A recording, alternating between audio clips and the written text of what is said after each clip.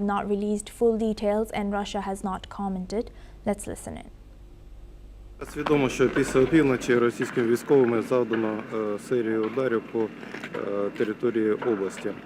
Відомо про влучання ракет, ймовірно, на території, де ми зараз знаходимося, приватне підприємство.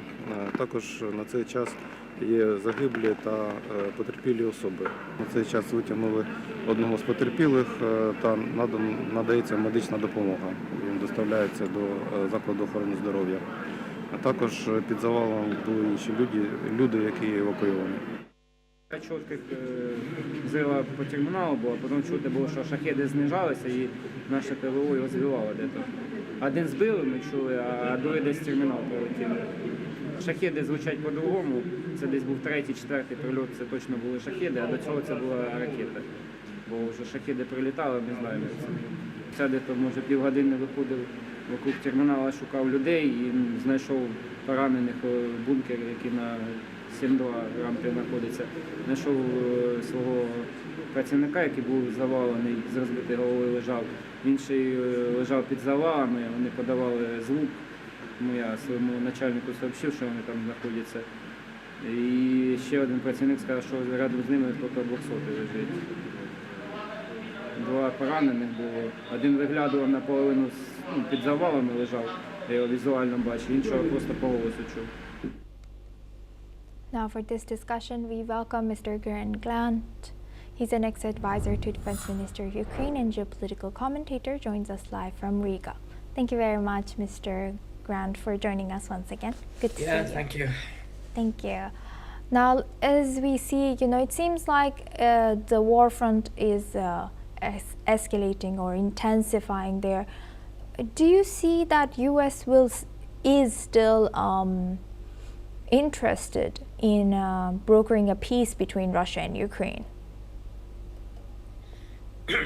It's a very good question. Thank you. Because Russia shows absolutely zero interest in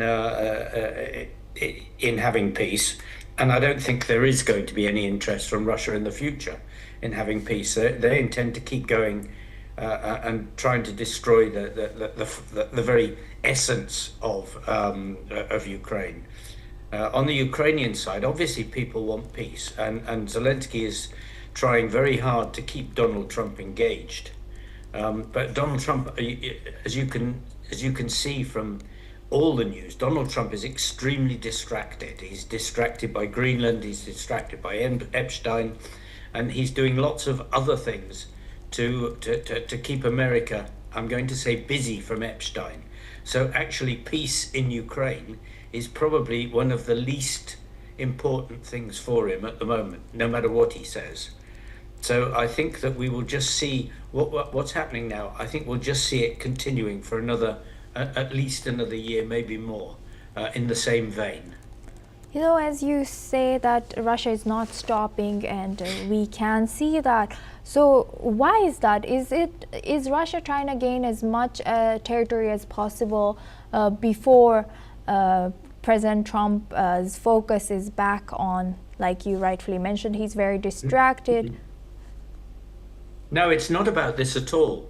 Right. It's not about this at all. Remember, this is an existential attack by Russia onto Ukraine to destroy Ukraine as a being and bring it back into the Russian world as part of Russia.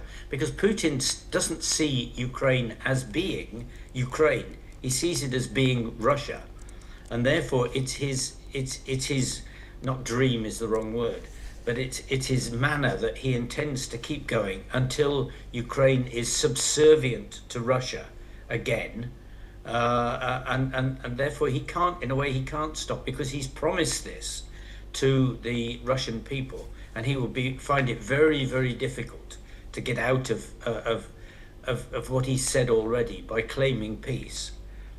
He doesn't want peace. He wants Ukraine, and that's why it's going to keep going. And I don't think he cares about Donald Trump, because he knows that Donald Trump, to use his words, hasn't got any cards in this case. Right. Thank you for highlighting that. And like you mentioned that Putin is determined, and for his voters, he has promised them that Ukraine is part of Russia and Ukraine will be coming back to Russia. But I hear a lot of reports about rigged elections and no opposition figure. Also, the opposition who passed away last year. So is this really about getting votes for Russia? What is Putin's motive? No, it's not votes. But remember, I mean, Putin has rigged the elections since he started.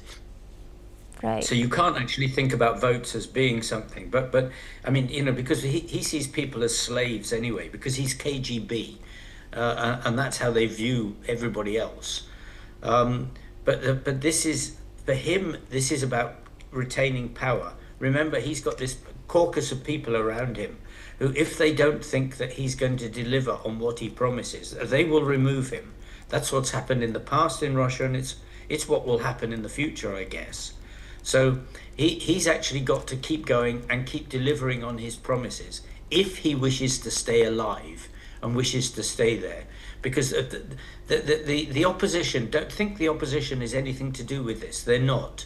The opposition are those shadowy grey people inside his group that you and I don't know about and will not know about until one of them suddenly appears as the next president. So it's a different world from anything we think of. That's a good point. And Glenn, you know, what about Ukraine's capability? As you rightfully mentioned, that Putin is determined to continue this war as long as he can. And so how long can Ukraine counter these attacks? Ukraine will keep going and will keep fighting until something breaks in Russia. Ukraine is very mentally very strong. And actually, a lot of what Russia is doing, like trying to destroy Kiev, trying to destroy Kharkiv, is actually making, you might call it the core opposition to Russia, is actually making them stronger, not weaker.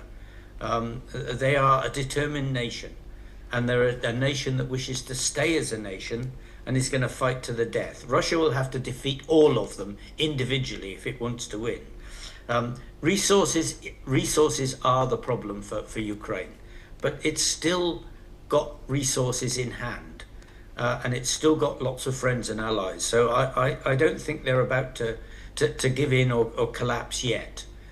They're going to lose more ground. I don't have any doubts about that until they actually reform the armed forces properly.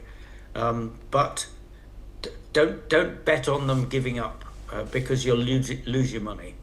Right. And you know what happens if like right now we know that the coalition of the willing is supporting Ukraine, NATO is supporting Ukraine, but in case Greenland comes to picture and in Greenland US takes military action or something, let's just say, in case.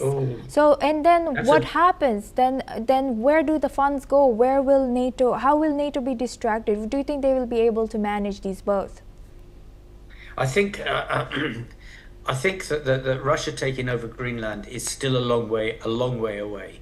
The joint staffs in America are fighting back against Trump extremely hard, even for making plans for this. And at the moment, the European Union and NATO members are working out how they can create some sort of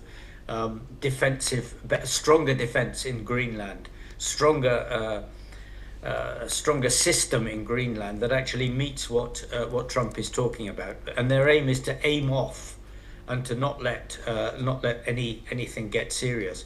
But I'm sorry, but if it does get serious, then all bets on NATO surviving are off, and we're in a new and extremely dangerous world for everybody. Yes, indeed. Thank you for highlighting that and sharing that insight, Mr. Grant. Please stay with us as we come back to you for our next discussion as well. Now, moving the focus